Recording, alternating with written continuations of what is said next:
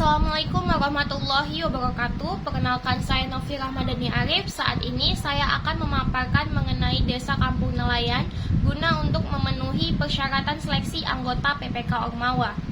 Baik, Desa Kampung Nelayan terletak di Kelurahan Bagandeli. Desa ini memiliki kawasan yang cukup luas dan desa ini dekat dengan pelabuhan kapal Belawan. Desa ini juga teridentifikasi memiliki lahan hutan mangrove terbesar sepanjang pantai timur Sumatera. Mata pencarian penduduk di desa ini adalah nelayan. Namun tak sedikit juga ibu-ibu rumah tangga yang membantu suaminya untuk mencari nafkah juga menjual hasil tangkapan udang mereka yang telah dikeringkan atau telah dijemur di teras rumah mereka. Nah, tak hanya itu, anak-anak kecil juga menjual hasil tangkapan kepiting-kepiting mereka.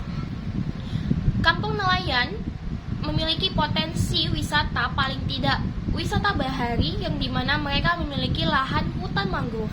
Namun saat ini, baik dari segi masyarakat ataupun segi pemerintahan kurang memperhatikan hutan mangrove tersebut, yang dimana ketika kita mengembangkan hutan mangrove ini akan meningkatkan perekonomian masyarakat sekitar.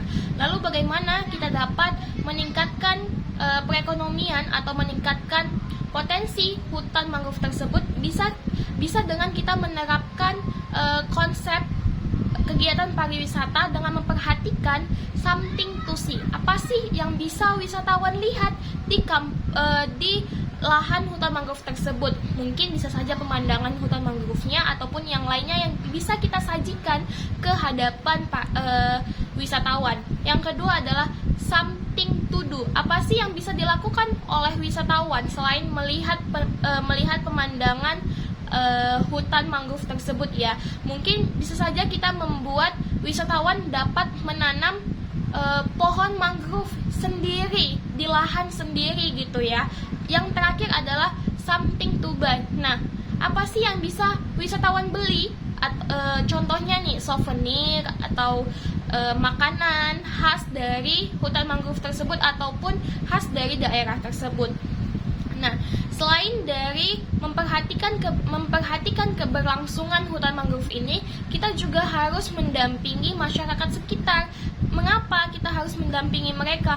Karena masyarakat sekitar kampung nelayan itu memiliki keterbatasan kemampuan teknologi, sehingga masyarakat tersebut sulit untuk berinovasi produk-produk mereka. Contohnya nih, ibu-ibu rumah tangga tadi kan menjual udang yang dikeringkan, hanya dijual seperti itu saja di pasar tradisional. Ketika kita mengenalkan ini loh Bu, ekonomi digital yang bisa kita capai gitu ya, yang bisa kita gapai untuk keberlangsungan ekonomi yang sangat baik.